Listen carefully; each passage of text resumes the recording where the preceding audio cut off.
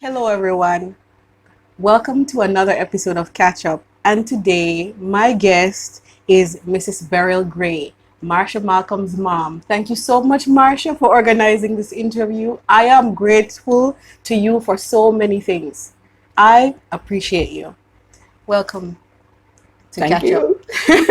First of all, thank you so much for saying yes. I said to Churnley this morning, I'm only doing it because of Marsha. I appreciate it. So thank you, Marsha. So we are here in George's Plain at her home, in her wonderful, beautiful home. It's like an oasis I'm looking at outside in her garden, but there's wasp out there and I'm afraid I will. But it's beautiful. Oh my goodness. So is that the way how you de-stress? You love the garden? I would not say de-stress per se, because at this stage of my life, I don't entertain stress. Yes. But it is a very good way of changing the norm, the daily routine. Teens. I get to go out, and as a matter of fact, because I am not well physically, I get to go out and exercise. The nature of my illness is that I cannot go to the gym or even in my home do exercises, but being outside with the orchids, weeding, watering, pruning, it's a way of exercise, and it gives me a good feeling, especially when you look at the end product. Yes. You It's feel as if beautiful. you have Very fulfilling. accomplished something. Yes. It's very fulfilling. Yes, it is. All right. So just to give everyone, because your graduation year was what year? Or what was the years that you attended Mannings? I attended Mannings from 1959 to 1963. I left Mannings in fourth form because of ill health. Okay. But the 4 years that I had been there was like a lifetime. Exactly. And all your because of children. the memories. Your husband went to Mannings? Yes. That's where you guys met? Yes, but not in the capacity that we are in now, No. because I didn't like him. we went to Mannings in the same year. Yes. We were in the same form. Yes. We were born the same month. We are the same age. But we are very different in personalities. We're going to talk more about that later, because I'm very curious. But my 4 years at Mannings were the memories have taken. Having gone to Teachers College, having gone to another school to finish my education, my secondary education, nowhere has impacted on my life As much as Mannings. What do you think is special about Mannings? Mannings is because of the priority that Mannings had in Westmoreland then, as the only high school. It was the place that everybody looked forward to going. And aspired to go. Yes, we aspired to going to Mannings. Having gone there, most of us, or some of us, may not have accomplished what we would have liked to academically, but there is something about Mannings, especially the formative years. Yes. I, for example, see Mr. L.A. Prescott even in my dreams now. He was principal when I went there, and even now, I see him as being very special, as being the epitome of what a headmaster should be. And I have taken the memories that the experiences that I had with him through all my life. The very songs that we sang. I'll tell you something. I am a Christian. Yes. I have a half an hour devotion every morning. And every single morning, I repeat the 3 verses of a song that we sang at devotion at Mannings under Mr. Prescott. Give us a little piece of that song. Or the words of that song. Give me a minute. In terms of New every morning is your love. Our waking and uprising prove through sleep and darkness you have safely brought us. You have restored us to life and power and thought. New mercies each returning day hover around us while we pray. New perils have passed. New sins have been forgiven. We have new thoughts of you, Lord, and we have new hope of heaven. Only, O Lord, in thy dear love, fit us for perfect rest above and help us this and every day to live more nearly as we pray. L.A. Prescott. And apart from Dear Mannings School, that song resonates in my mind, and every time I think of it, I see L.A. Prescott. And I thank God for that. Because when you think about the words of that song, it encompasses an entire prayer. You wouldn't have to pray if you didn't want to, having said that song. Yes, yes. That's something. Yes. L.A. Prescott, Mannings. So the purpose of Catchup, I'm gonna say it because your episode is gonna touch a totally different and a wider audience than even my little year group. So I wanted to say that just so they know. The purpose of the Catchup and this project is for us to reconnect and get to know fellow Blue Bloods that have passed through Mannings School. That's one. The second piece is for us to get to know each other and learn from each other through our life experiences, for us to know and see what is possible, for us to understand that life, the joys and its challenges are not unique. And if someone that you know or you can see has been through a particular challenge and has been able to accomplish different things, you can too. And so that is the purpose of Catchup, right? In its essence, is for us to know each other and learn from each other so that we can live our best life. Amen to that. Right? So just so you know the purpose of this project, if you got this random episode, somebody send it to you through WhatsApp, you want to know what is this Catchup and it's what's all about. So we're starting with our Mannings School alumni, past students, current students, and also faculty, staff and teachers. So just so you know. All right. So your current locations in Jamaica. Tell us about your family, your immediate family. My dear husband, Shirley. My dear husband, Shirley. He is one in a million. And I will shout it on the mountaintop. He is, to me, the best husband, although I cannot compare him with another husband. He is the best father that a child could have. He is the best friend that a stranger could have. He is a wonderful person. We have 4 children together. And unfortunately, my first child has passed in an accident. But the 3 that are left have made up for the one that is gone. They are beautiful children. I am amazed at hearing from others when I go out about my children. Because what people tell me and my husband about my children, we don't see that in them. We don't see the Garth who is strong-willed and resolute, and whatever he puts his mind to, he is going to accomplish it at all costs. Sometimes we don't see the Dwayne who is so very reserved, very quiet, but accomplishes what he wills in his time, in his way. And as for Marsha, the only girl, she is a force to be reckoned with. Marsha is a super daughter. They exude good manners in everything they do. And sometimes I cry because I do not think that my husband and myself, though we tried our best, could have done it without the input of Almighty God. But the end products of them, we are proud.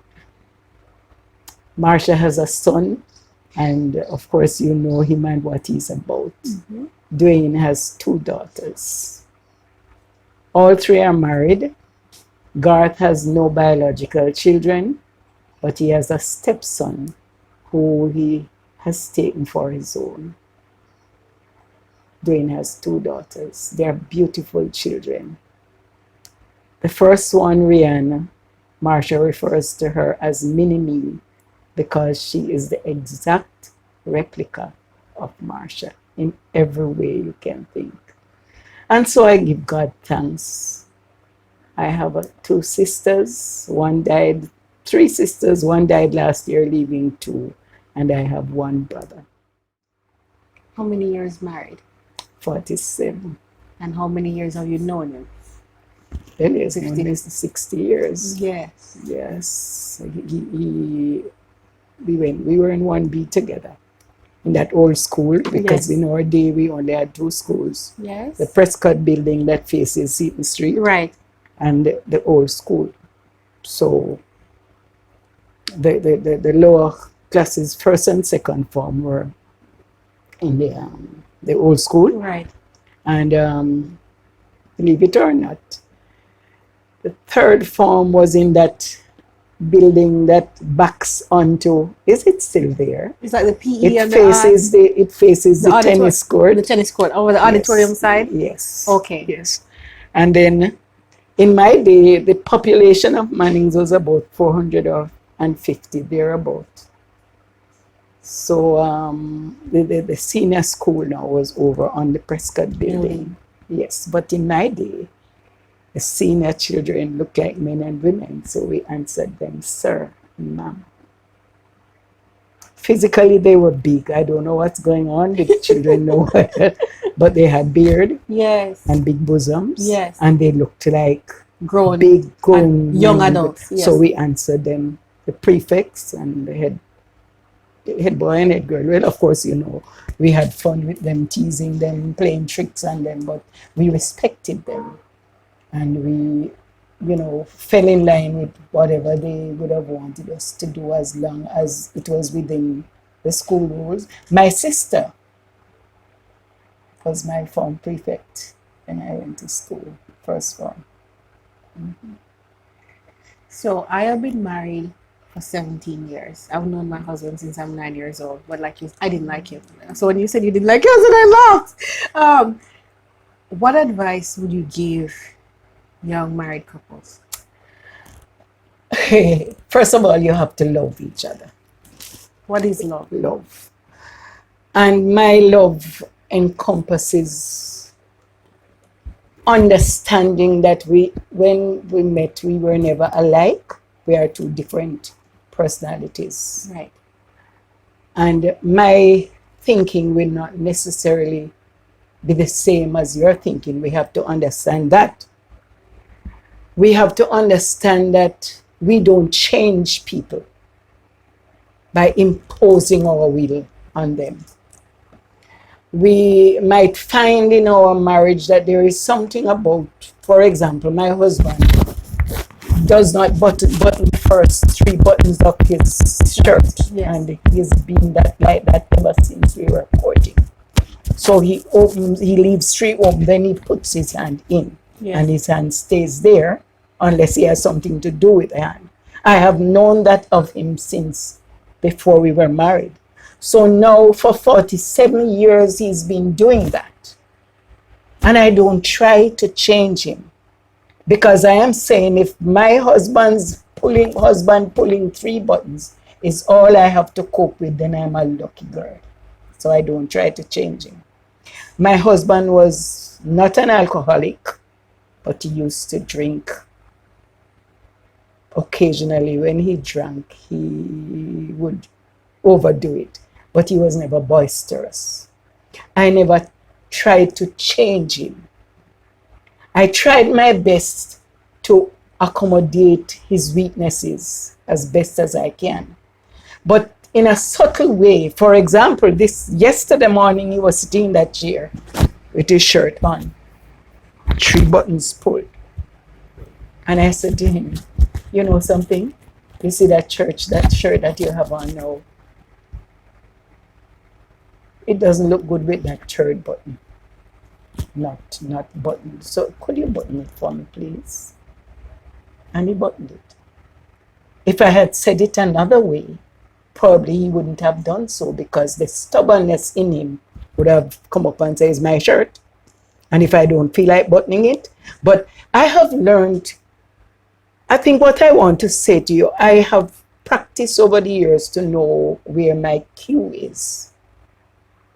So I will want to say something to my husband, but I wait until the right time. It might be anything too pleasant.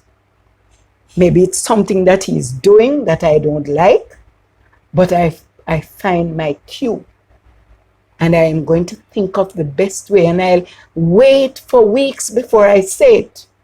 He said to me one day, he noticed that I always preface what I'm going to say, because I have been thinking about it. I don't just say things. And in the moment and with the emotions and everything. He comes in the kitchen with his water boots. Now, I am arthritic and I have other problems with my leg. So I have to sit down and wipe the floor, sweep the floor. I sit on a stool.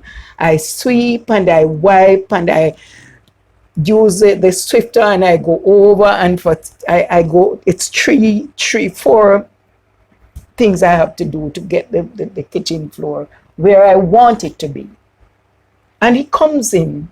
He's a farmer also, apart from a businessman. And he walks in the house with the water boots on. And my heart. And then I say to the Lord, you don't have to go down on your knees to pray. I am at the sink.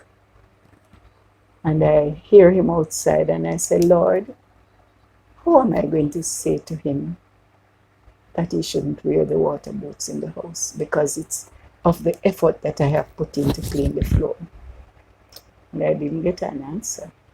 But when he reached at the kitchen, there is a step up. He was stepping up and he bumped on something, and all of the grass and the dirt came off on the ground.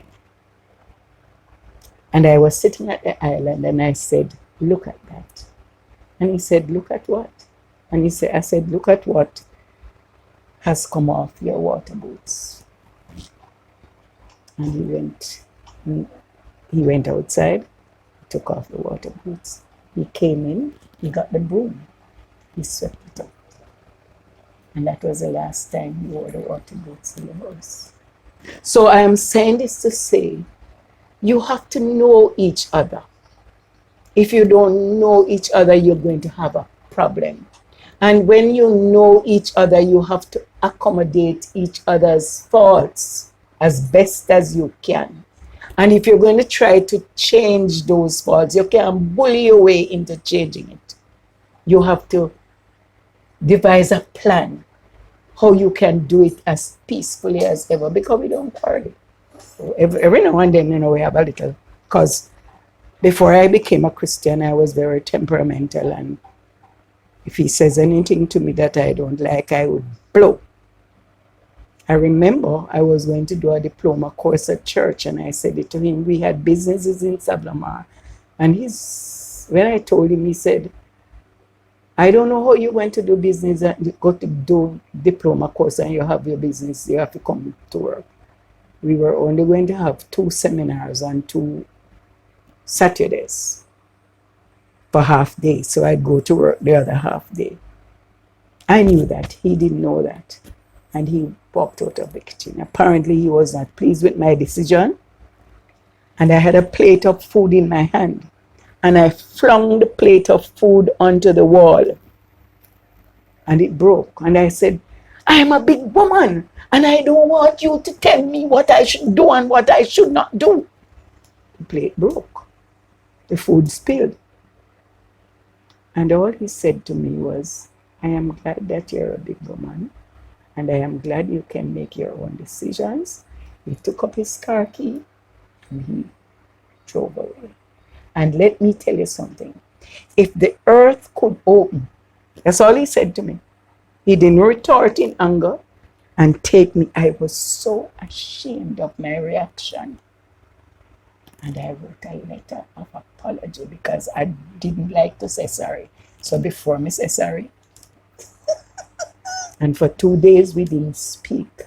I put the letter on the chest drawer where he could see it. I don't know if he read it. But on the third day, we were sitting at the table and he said, "But Bo," he calls me Bo, "when are we going to stop this foolishness?" And I smiled because he stretched his leg underneath the chair and touched me. And we just burst out laughing. And that was the end of that episode. And I said, "Did you read my letter?" And he said, "Yes." But he's good at medicine. I am not. But these are examples of how you have to live. If you love somebody, you have to show them, say you love them. You can't love somebody and tell them things to hurt them. It might not be physical, but sometimes the word we speak, Deadly. yes. Cuts. And I remember as a little girl, they say sticks and stone, but not no gossip. Words cut deeply. So in my marriage, as I matured in my marriage, he has the capacity and has had it to deal, to speak his truth calmly. Yes. I never had it. But over time, I have developed it because I have learned from him that that's the way to go. When I became a Christian, I got a new perspective. But prior to that, there's so much that I have learned. And he will say to me, "Bo, thank you. Thank you. Thank you. Thank you for loving me and for giving me your life to me and for sharing me and for giving me beautiful children." And he doesn't give me cards at Christmas, at birthday, at anniversary. He doesn't give me flowers. He might buy me an orchid also, but he usually buy the wrong one anyway. But whenever the morning comes and we wake up, like on my anniversary, and he comes to me. When he finish lecture, me tired. And what he tells me, I know it's coming from his heart. I don't know, card when go in a store, go see. And he said, "I want you so nice. Let me give Bo this one." And you know that what he's saying is genuine. So when you look at the little weaknesses, I embrace him.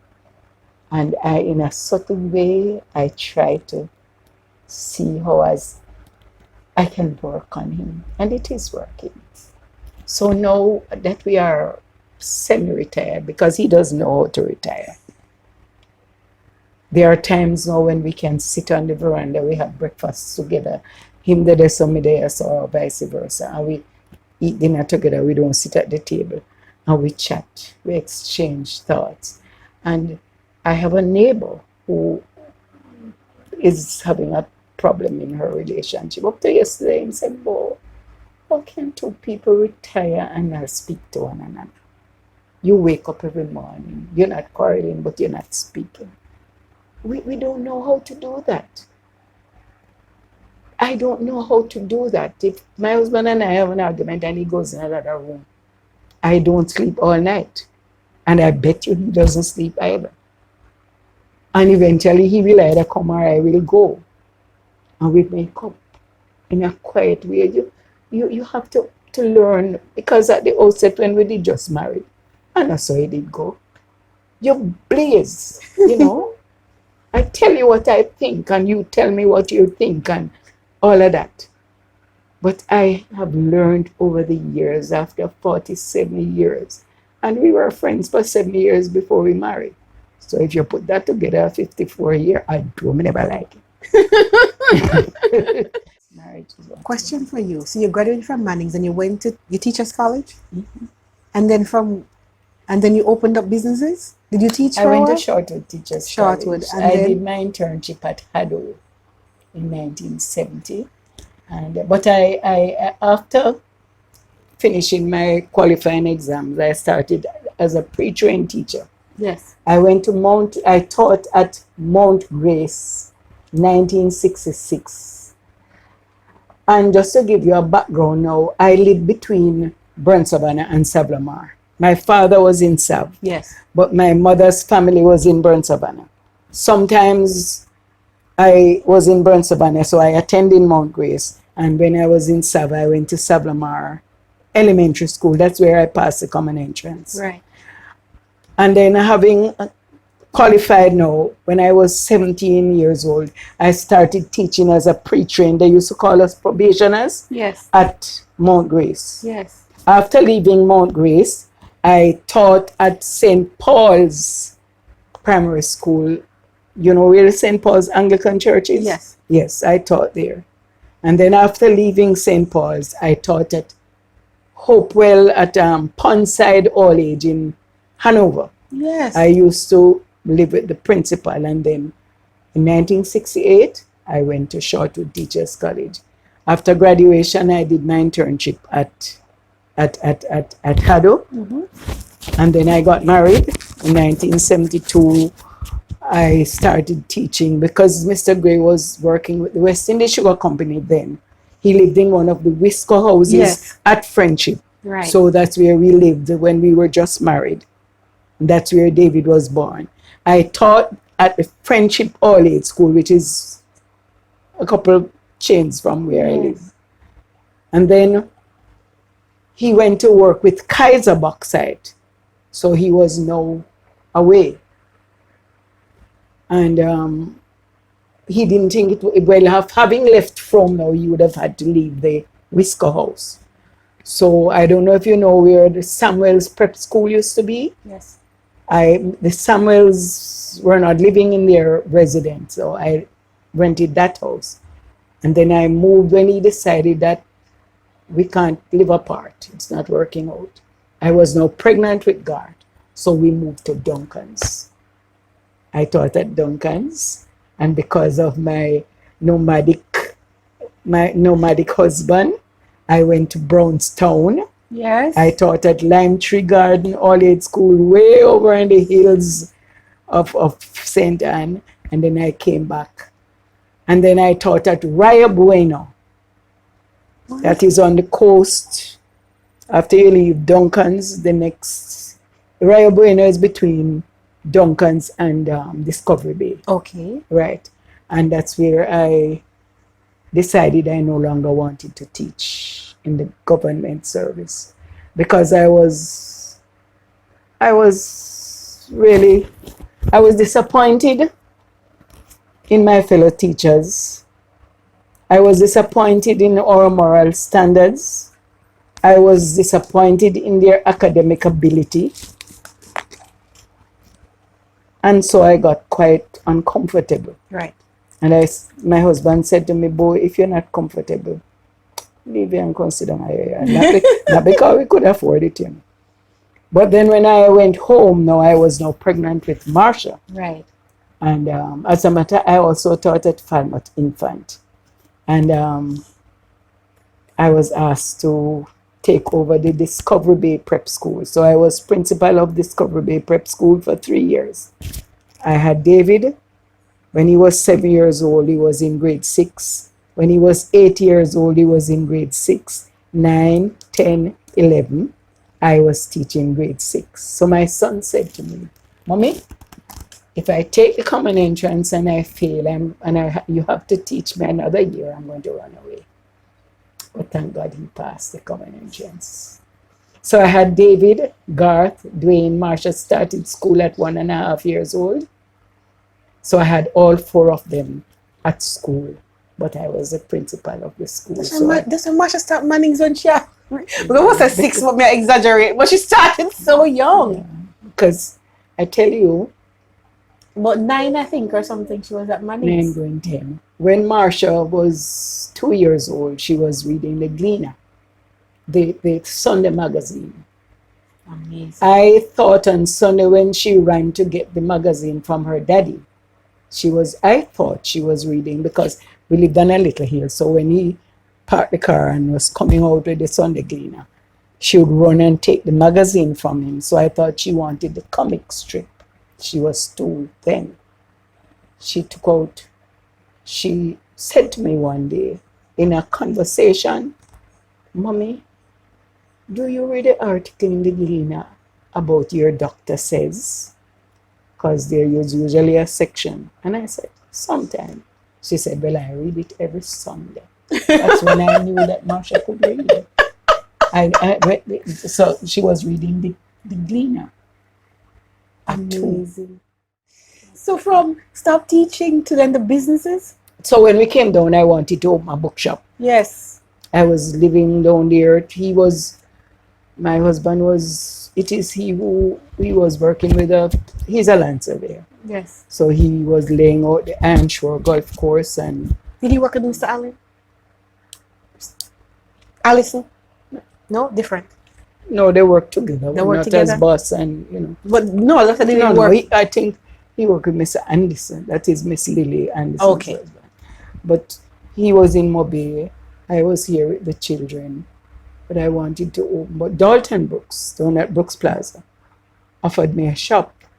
But the shop wasn't finished. So when I got the shop now, was in November, which would have been too late for the book season, the book selling season. Right, because back to school is on yes. August. July, yes, August is back to September. school, September. So I said, "What are we going to do? Are we still going to take the shop?" And then my husband said he has an idea. And so we started a small wholesale retail. But I was there alone. And I had one helper. She was still in Mobile. But then gradually, because we had the biscuit distribution now, and there was a shortage of food across the entire Jamaica. And we had biscuits. And the wholesalers never had any flour to make bread. And so on and so forth. So our biscuit, everybody gravitated towards us because of the biscuit. So they encouraged us to sell sardine and mackerel and so on. And then we support us. Hence, the little wholesale started. And then it began to grow until it ended up that I couldn't manage. So he had to leave his job and come and join me. But eventually I got a bookshop. For those in Sav-la-Mar watching, what was that called? Lots of people migrate and gone to the US. But what wholesale was called? Shopper's Choice. Wholesale and retail. And because a lot of people go there and shop and don't know, probably don't even identify it with you guys, Shopper's Choice. But now, if my husband drives in Sav-la-Mar, yes, and I said, like in a little while, we'll go to the market. Every other person that you pass on the road calls out to Mr. Gray. Every other person calls out to Mr. Gray. Everybody knows Mr. Gray. And he said to me one day, "But not long ago, maybe within the last month or so, you think we should enter politics?" I said, "No, not at the age." You guys are well known in the community for your children are phenomenal. How did you learn how to model, how to be that parent? No, let me tell you now. I didn't know my mother. Yes. Because I was a baby when she died. Yes. I grew up with my aunt, my grandmother. I was the last of 4 children. My other 3 siblings had disappointed those who tried with them. Right. I was the 4th one, and nobody wanted to bother with me because I was going to end up just like the others. So, it was hard for me. It was hard. And when I went to Teachers College, I was there with 399 girls, and myself 400. But that's where I learned to embrace what was right and to discard what was wrong. I just watched people, their behavior, and I just embraced what I thought was right, and I discarded what I thought was unacceptable. On the other hand, my husband, he does not know his father. His father died the same year my mother died, 1951. But he had an aunt who took him because his mother wasn't well. So The 5 children went to different persons, and his aunt who took him raised him. She married, and so he had a step uncle, and they did their very best with him. And had it not been for Charlie, my life would have been different. Had it not been for Charlie, my children might not have been who they are today. Because as I told you before, I have embraced Charlie's ways. Don't know where he get it from, but he is a model parent. He's a model husband. And who I am today has a lot to do with my husband. I'm not going to, I tell you before his face behind his back. So then, the two of us put together, with me embracing, seeing the world out there and decided that no good, that's your way. Yes. And that is good, embrace it. Right. And with who he is, the two of us put together. Because if, for example, I am chiding Marsha for doing something that I don't think, or saying something that I don't think is right, and he does not agree with me, Marsha would never know. You should, because he's not going to say it and contradict it. No double standards. In other words, no double standards. The two of us are on the same united wavelength. front. Yeah, same wavelength. And on the other hand, the example that you set for your children is more than the words that you speak. So it's a lot of what you say, yes, but more the way you live. It's very powerful. The way you live. Because that's what we remember and that's what we see. It's the way you live. It's the way you live. So you have changed and evolved over the years in terms of how you look at things and your mindset. Is there something that you used to believe about yourself that you had to change in order to be where you are today? Mm-hmm. It's personal. And you must have probably gotten this by now that I thought myself, I was very selfish. In other words, it's me. I didn't really. And selfish not in terms of the acquisition of things, but in terms of what I feel was important. Your mic is right there. Yeah, go ahead. What I feel is important, more important than what you think. So I will tell you, don't talk to me. I don't like you. I've done it before. I've said to people who come in the shop, calling Miss Gray, where Miss Gray, Miss Gray, where I hide from with for some time. I'm around the back doing something. And I just come out and say to you, you know something, I don't like you, don't call me name, I don't like you. And I just tell you, that's the way I was. I have learned, no, that's not the right way. So you would say, but how Miss Gray joke if I saw? And I said, I'm not joking, I really don't like you. So if I don't like you, you would know. Because I would show you or tell you. I am glad that I am not like that anymore. I have learned, no, I still get in trouble.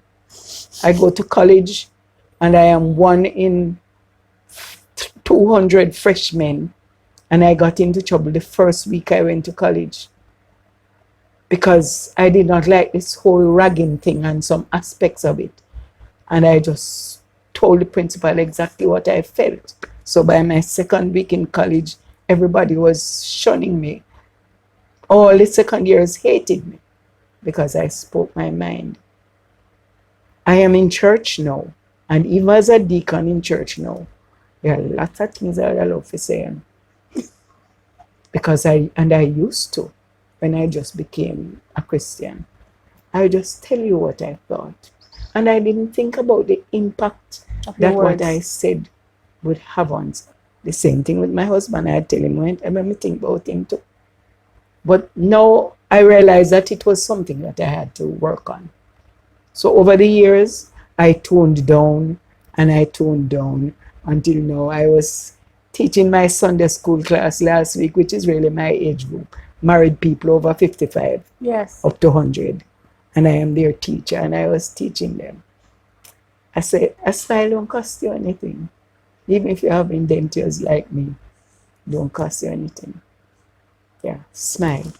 So I have learned now to swallow my spit and smile.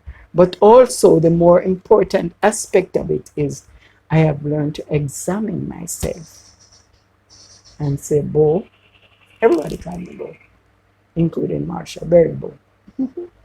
I said, Bo, you need to work on that. So when I look at myself and see the little areas that I need to work on, Right. I have been working on them. I have not, in terms of speaking my mind, I don't think I am where I am yet, but I am almost there. I can think about how my words will impact you before I say it. Yes. Yeah. Now I am at that place You can. where I am at peace with myself. And if I'm at peace with myself, I can be at peace with you. Yes. So you had a very tough childhood. If you could go Yes. back to your younger self during those years, you know, during the time when you're trying to figure out and trying to become and probably didn't have the people believing in you, what would you tell that younger girl? If you could get some magic time with her, she not knowing this is what lies on the other side, I what would tell you you tell something. her? I I used to be a cowgirl. I used to milk cow from I was 10, 11-year old. I had to get up 4 o'clock in the mornings and go milk cow with my grandfather. Take the milk to the milk truck, come back, get ready to go ride my bicycle from Brent to Mannings and reach there by 7:45. I had to do all that. I didn't consider it hard. It was just a way of life. And we didn't consider ourselves poor. Right. It was just The way of life. the way of life then. And I would have to go home in the evenings, ride my bicycle back home, and go to pen calf.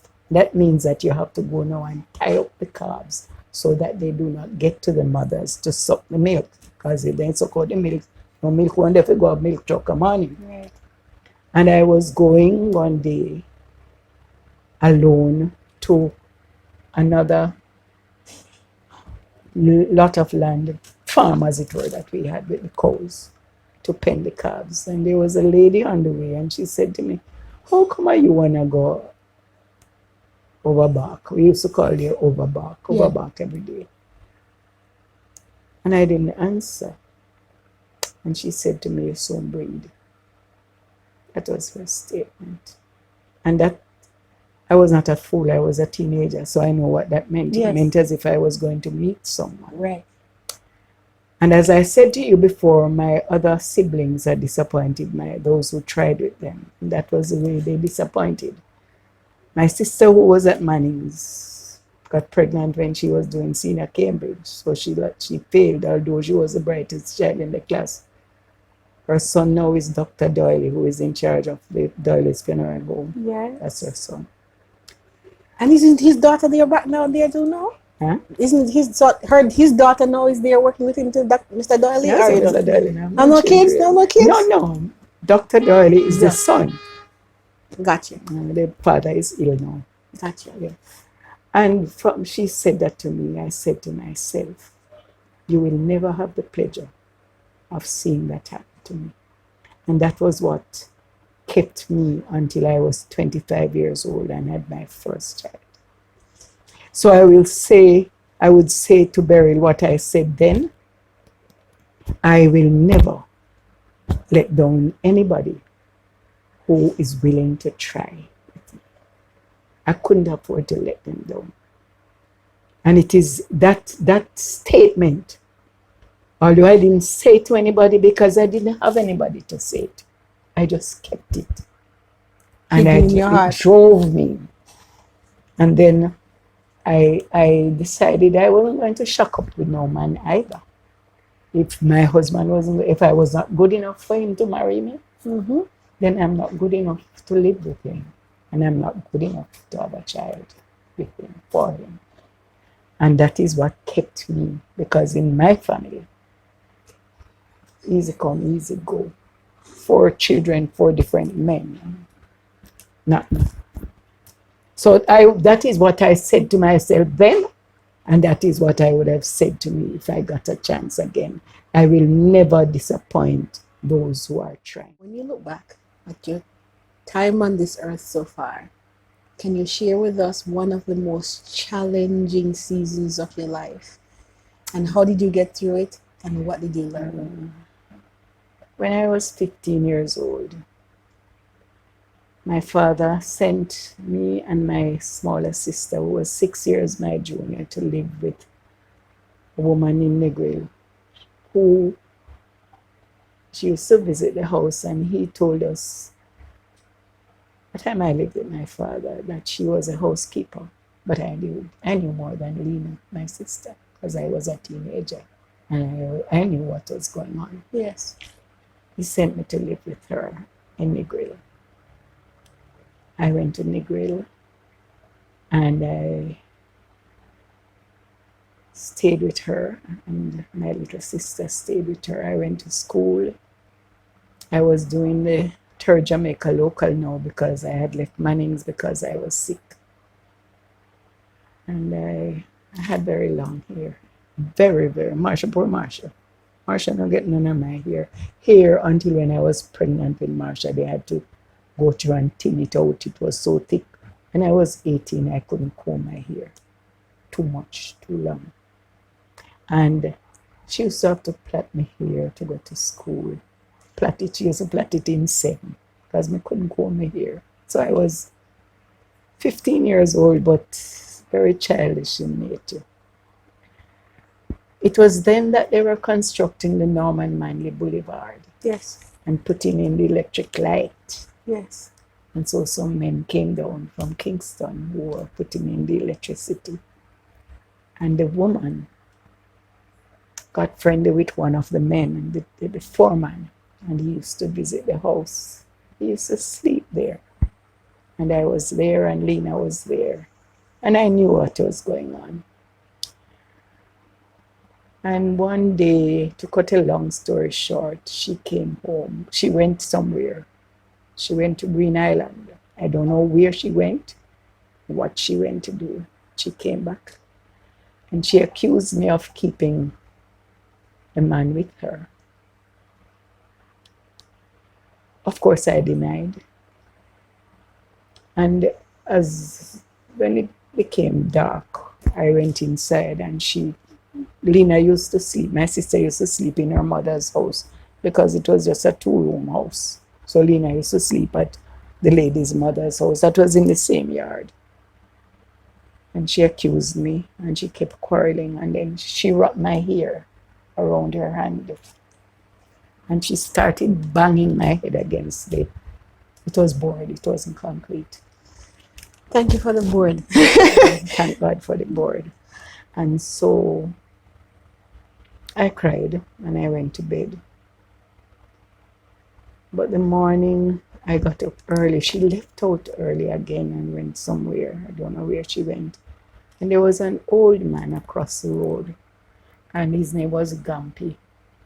And I went over to Gumpy, and I had 6 pence. It was 1962. I had 6 pence. I don't know where I got the 6 pence from, but in those days, 6 pence was a lot of money for me. And Gumpy, I said, Gumpy, you have any money? Can you lend me 5 shillings? And he said, yes. And he gave me, because we used to go over there and, chat and play and laugh with Gumpy. And he gave me the 5. I knew he wasn't going to get it back because I was going away. And I put on my church dress, which was one. I had a pair of high heels that my aunt had given me, which was too high. I couldn't walk in it. I cut the heel. So, when you cut the heel, the point goes up. Yeah. A black patent leather shoes. And I put on my shoes. And I went down to where the Bank of Nova Scotia is now. We used to wash clothes down there at a pipe. Right. We used to call down there down a bottom. And I went on the Blue Danube bus. I was going to Montego Bay to my sister and my cousin. That's the same sister, Carlton, his son's mother. They were living in Mobile. I did not know where they lived. I did not have $1, a penny, that in case I didn't find them, I could go back to Nigri or go to Burn Savannah. I did not have a change of clothes. I had nothing. I just left. And when I reached Montego Bay and the bus drew up at the place where the bus is parked, and I stepped off the bus, as I put my foot down on the first trod, my sister was crossing the road right in front of me. And I ran and I held onto her hand and she said, "Hey, my sister, what you doing?" And I said, "I'll tell you when I get home." And she took me home. And it was then that I knew that God was on my side. If I didn't see my sister, what would I have done? It was the day before President Kennedy was killed. I remember it. That was it. I have forgiven this woman. She is now dead, but I couldn't carry her. I have to forgive her. But I heard that the police were all over looking for me. Bulletins were out looking for me. I tell me there in Montego Bay at 12 and a half Upper King Street, then call over the Canterbury. Yes. Yeah. I didn't even think, what would I have done? I never had a penny. I never have anything. If me never find them, me I go and my sister and my cousin, but me don't know where they're there. Anywhere but here. But I could not understand why the woman was accusing me. And I could not understand why the man did not say nothing like that. He didn't say a word. He never denied. And he knows. He was a man. I was a child. I would never have embraced him. A young man was working with him that I used to like a lot. But me never like him, but I like the young man. Right. Yeah, so we used to flirt. But nothing. How do you forgive? Forgiveness? It was hard, but as I matured as a Christian, Yes. I had no choice. I had no choice. So now when I say to you, there is no bitterness. Yes. I can tell you that it happened. I can tell somebody else that it happened. There is no bitterness. Is that how you know that you're on the other side? Yes. It's just you know. You'll know. Just let it go. Let it go. But I believe that has resonated with me all my life. That to think that it took me until I was 40 odd years old before I gave my life to the Lord. But God has always been there. For me. He never. God has always. We think we leave. Yes. Anybody can convince me, say it's not God send me sister there. Nobody. Why would she be walking across the road? At that time. At that time. Divine appointment, eh? Yeah. Just walking. She had on a yellow linen dress. I remember the dress. And I just ran and held on. God has always been with me. What does success mean to you? What is success for you? Success is relative. Yes? How do you define it? Success for me is having had my 4 children. Success for me is raising those children, bringing up those children in a way that today I am happy about their outcome. That to me is my greatest achievement, along with my husband, bringing up my children. So you're most proud of that. Yes, that is what makes me. I embrace a simple life. You only have one question left. At the end of your life, what do you want us to remember about you? I would more than all want people to remember me as a kind, loving, giving person. A person who gave of her best as long as she could. That's all I would want. To know that I have given my best as far as I could. And my best, not necessarily tangible. not necessarily tangible, just me, who I am. You know, that's what I want people to remember me by, who I am. And that is why I strive to have admirable qualities. And those qualities that were not admirable, I try to work on them because I would want people to remember me by who, the impact I have had, the positive impact I have had on the lives of those with whom I have interacted with throughout my life. That is all. Not more. Not more. I will give of my best. And if my best means something tangible, I will give of my best. But more importantly, I would want people to remember me for being loving, kind, and giving. Just that. Just that? Yeah, just that. Not more. Not more. Since this is going to live forever. So you're going to have generations that are going to have access to this. What would you say to your great, great, great, great grandchildren? Live, love, laugh. Just live, love, and laugh. Give of your best to your brother, man. Give of your best. Just like how Christ has given of his best for us, let us give of our best for as long as we can. That's all I want. When you give your best, you have given all. Because the murderer, there is something good in him, you know. Okay, how you see out the wicked and bad, there is something good in him. And okay, how you see me, pious and loving and kind and giving, there might be something in here that is not admirable.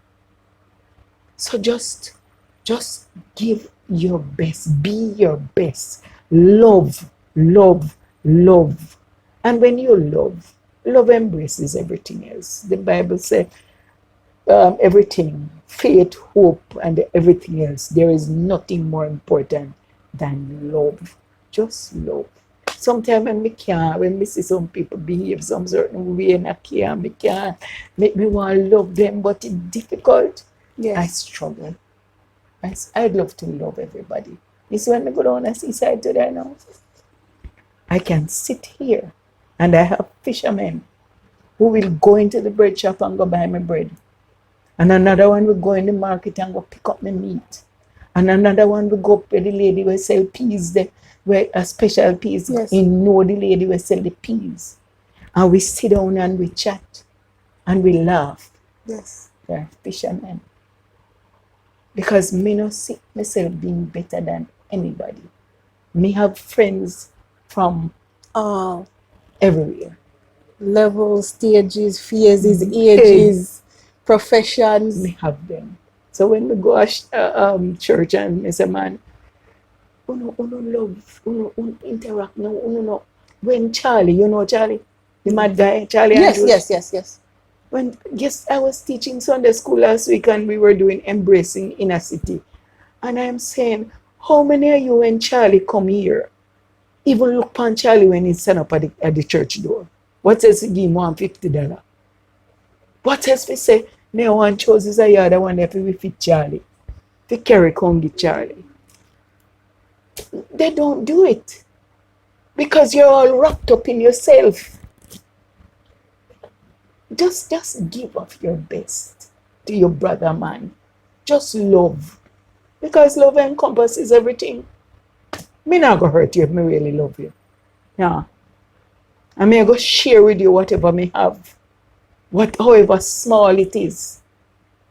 Me go and share with you because me love you. So me don't want you hungry. You know? Yes. I don't want you to be naked. So I may have warm trousers or something you to cover up your nakedness. I'll give it to you. Yes. Give of your best. Just love. And my great grandpicnic them, love. That's all I ever tell them, just love. Thank you so much for joining us for another episode of Catchup.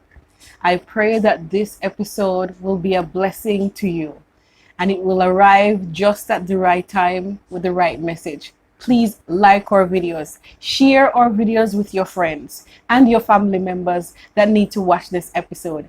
Subscribe to our YouTube channel to keep up with our weekly episodes, and have an absolutely fantastic week. Be blessed and love.